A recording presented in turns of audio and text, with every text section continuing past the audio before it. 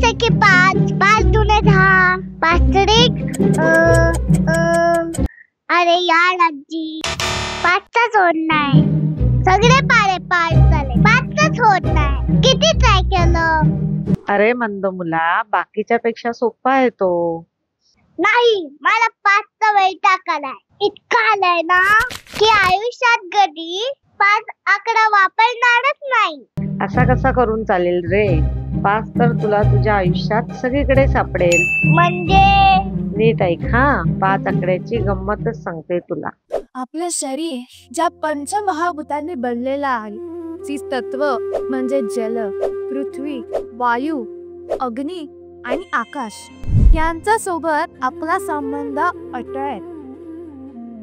ही तत्व कंट्रोल कोण करतं? तर आपले पंचमुखी परमेश्वर. एकाच देवाकडे पाच पाच डिपार्टमेंट्स आहेत.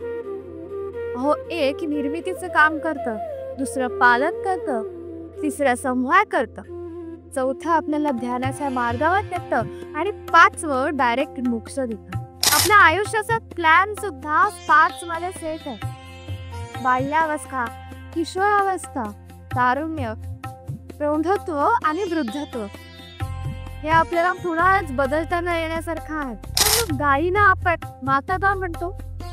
अहो, कारण ती आपल्याला अशा पाच गोष्टी देते ज्या आपल्या आरोग्यासाठी आणि शुद्धीसाठी खूप महत्वाच्या असतात. त्यामध्ये दूध, दही, तूप, गोमूत्र आणि शेण. यालाच पंचगव्य असं देखील म्हणतात. आणि धार्मिक विधीसाठी बनवलं जाणारं सर्वांचं फेवरेट आणि टेस्टी असं पंचामृत कसलं भारी लागतं माहितीये.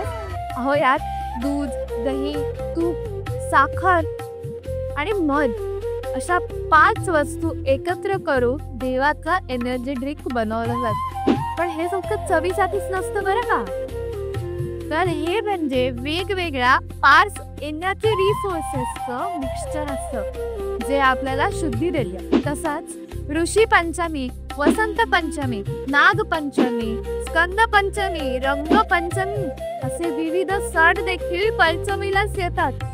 तुम्हाला 5 जणांची टीम आठवते का, जे 100 जणांना पुरून उरली होती? हो, आपले पांडव, अर्जुन, युधिष्ठिर, भीम, नकुल आणि सहदेव. त्यांनी आपल्या महाभारताचा अख्खा इतिहासच बदलून टाकला. आणि त्यांना प्रेरणा देणारा श्रीकृष्णाचा शंख देखील पांचजन्यच होता. त्यातून फक्त आवाजच नाही तर 5 तत्वांची ऊर्जा बाहेर पडायची.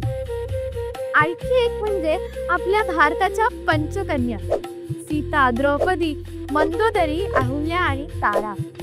त्यांचं आयुष्य, त्यांचा जीवन प्रवास जितका खडतर होता, कठीण होता, तितकंच त्यांचं आयुष्य हे पवित्र देखील होतं. असं मानलं जातं की रोज सकाळी त्यांचं स्मरण केल्यास आपल्या आयुष्यातील पाप देखील धुवून जातील. अहो, संस्कृतमध्ये महाकाव्य सुद्धा 5 आहेत. रघुवंश, कुमार संभव, किरातार्जुनीय, शिशुपालवर आणि नैषधीय चरित्र आहे. इतिहास झाला. आता भूगोलाकडे वळूया. पंजाबचा प्रदेश, त्याचं नाव पण बघा ना, 5 नद्यांचा प्रदेश. झेलम, सतलज, रावी, चिनाब आणि बियास या 5 नद्यांच्या प्रदेशात नेहमी भरपूर धान्य आणि विकास आपल्याला बघायला मिळतो. बरं, देशाच्या विकासासाठी आपण किती वर्षाचा प्लॅन करतो? तर पंचवार्षिक योजना. भारत आणि चीनचा ऐतिहासिक कराराचं नाव काय? तर शांततामय सहजीवनाचे पंचशील. मित्रांनो, आणि सर्वात शेवटी येतं ते म्हणजे आपल्या हाताची 5 बोटं. आता तुम्ही जसा हातात फोन बघून आमचा व्हिडिओ बघताय ना, त्या बोटाशिवाय तुम्ही नाही बघू शकत. तुम्ही बोटाशिवाय जेवू शकता, लिहू शकता, चित्र काढू शकता किंवा काही वस्तू उचलू शकता, नाही ना?